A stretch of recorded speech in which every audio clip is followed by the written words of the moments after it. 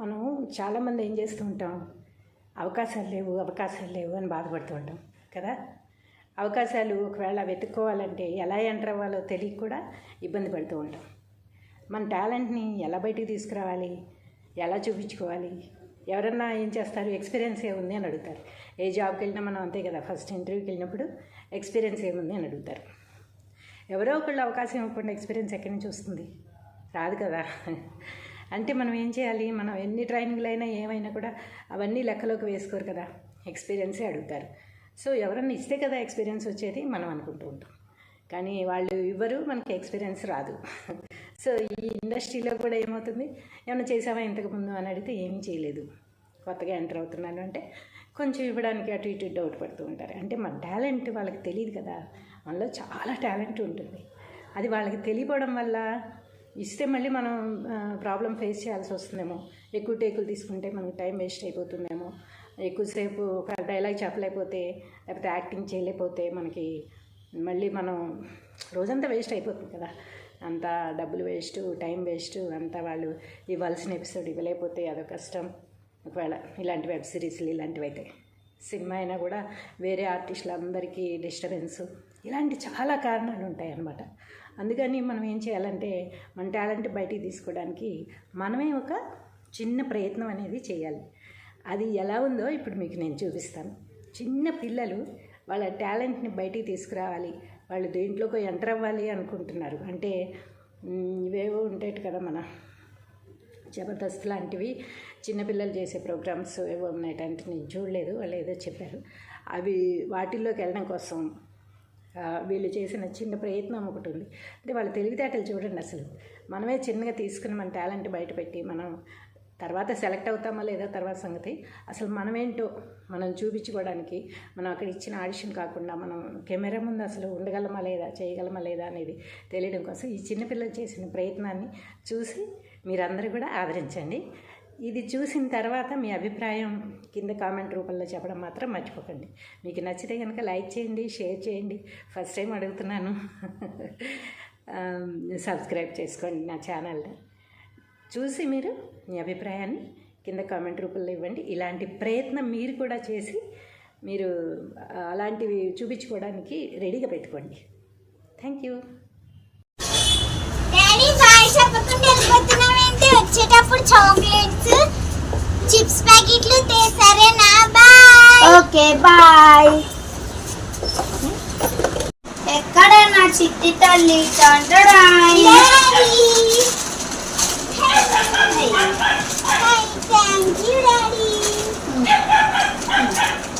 Daddy, ఈ రోజు నా పుట్టినరోజు కదా, వచ్చేటప్పుడు ఏం తెస్తావు? నువ్వే చూస్తావుగా. సరే బాయ్. నా చిట్టి తల్లి పుట్టినరోజుకి ఈ సర్ప్రైజ్. డాడీ వాచ్ ఎంత బాగుందో. Thank you daddy. ఏది? అదిగో అమ్మ తయారు చేస్తుంది. సరే డాడీ, నాకు కుక్క పిల్లని పెంచాలని ఉంది. Daddy please. నా చిట్టి తల్లి అడిగితే నేను తేకుండా ఉంటానా? సరే డాడీ. Thank you daddy. కుక్క పిల్లని ఎవరో తెమ్మన్నారు, తెచ్చేసా. మా డాడీ ఏం అడిగినా తెచ్చిస్తాడు. మా డాడీ హీరో. పిచ్చి పిల్ల. నా మహారాణి. ఏంటండి మీరు దాన్నే పెంచలేకపోతున్నాను, మళ్ళీ దాంతో పాటు కుక్క పిల్ల కూడానా? ఫోన్లేవే.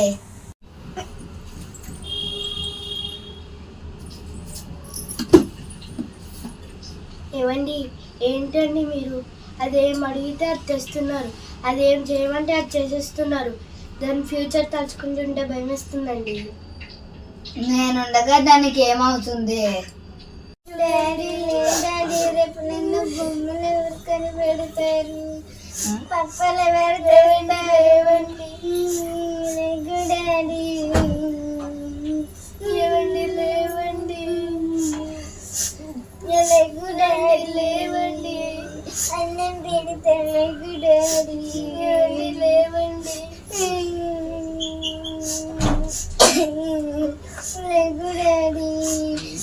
డాడీ లేవండి.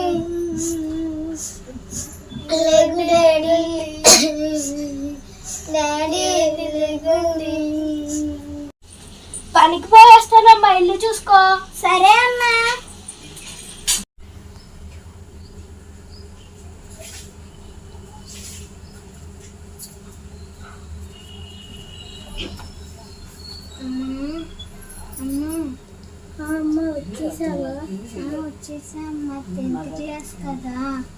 స్కూల్ ఫీజు కట్టమంటున్నారమ్మా, ఎగ్జామ్ ఫీజు కూడా. డబ్బులు కావాలి.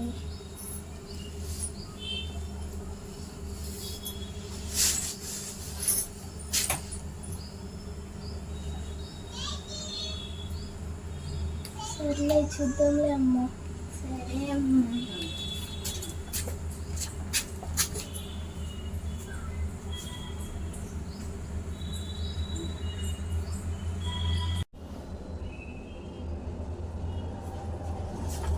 అమ్మా పరీక్షలు కదా, చదివి అలసిపోయి ఆకలేస్తుందమ్మా. అన్నం పెట్టు అమ్మా. అన్నం పెట్టమ్మా. అమ్మా అన్నం పెట్టమ్మా. ఏంటమ్మా పలకో పిలుస్తుంటే? అన్నం పెట్టమ్మా. అమ్మా అమ్మా అమ్మా అమ్మా అమ్మా అమ్మా లేగమ్మా. అమ్మా లేగమ్మా. అమ్మా నువ్వు తప్ప నాకు ఇంకెవరున్నారమ్మా? లేగమ్మా. అమ్మా లేగమ్మా. అమ్మా లేగమ్మా. అమ్మా లేగమ్మా. అమ్మా అమ్మా లేగమ్మా. అమ్మా లేగమ్మా. అమ్మా లేగమ్మా. అమ్మా లేగమ్మా.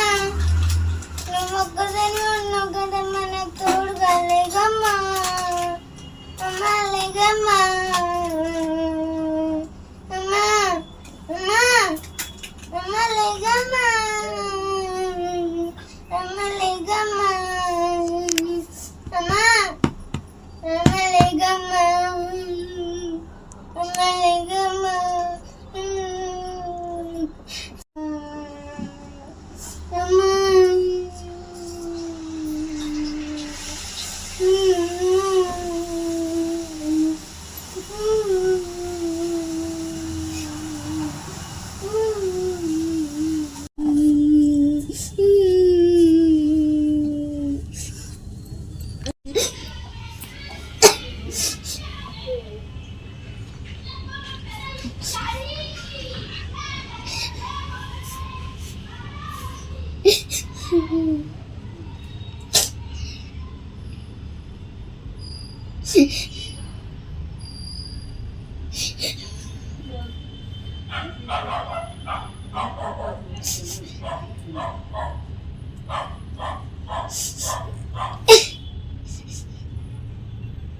అమ్మ లేరు, నాన్న లేరు, నేను ఎలా బతకగలను?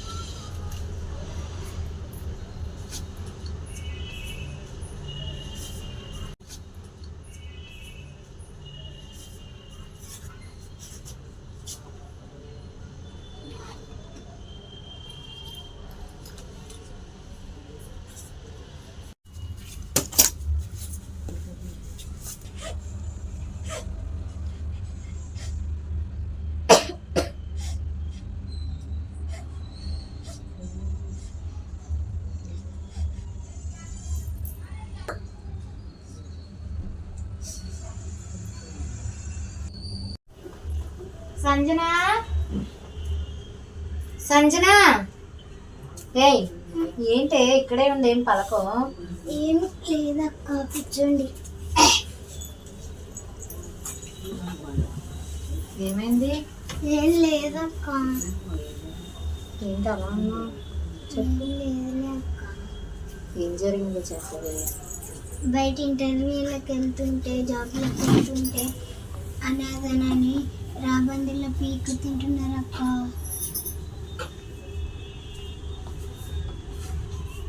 సరేలే, ఏదో ఒకటి చేద్దాం, జాగ్రత్తగా ఉండు. సరేనా? నేను వస్తాను మరి.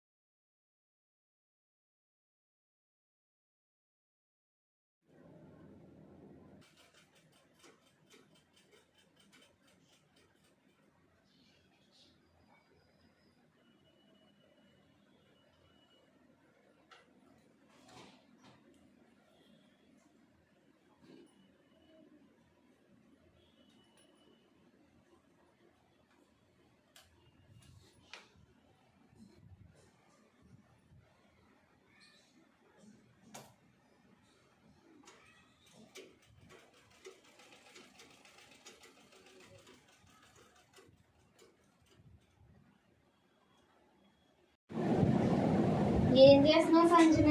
ఏం లేదక్క, ఈరోజు రెడీ అయిపోయింది. బాగుంది. ఈ వయసులోనే ఇన్ని మోడల్స్ కుట్టావంటే ఫ్యూచర్లో ఇంక నీకు తిరగలేదు. ఏముందక్క, నువ్వు లేకుండా నేను లేను కదా, నువ్వు నేర్పించినా కదా. సరే అయితే వస్తానమ్మా. చూసారుగా పిల్లలు చేసిన పని. వాళ్ళు వేరే ప్రోగ్రామ్కి వెళ్ళాలి అనే ఉద్దేశంతో ఎంతటి షార్ట్ ఫిల్మ్స్ ఎలా తీసారో చూసారుగా. దాంట్లో తప్పులు ఉండొచ్చు, చాలా తప్పులు ఉన్నాయి, నేను కూడా కాదన్ను.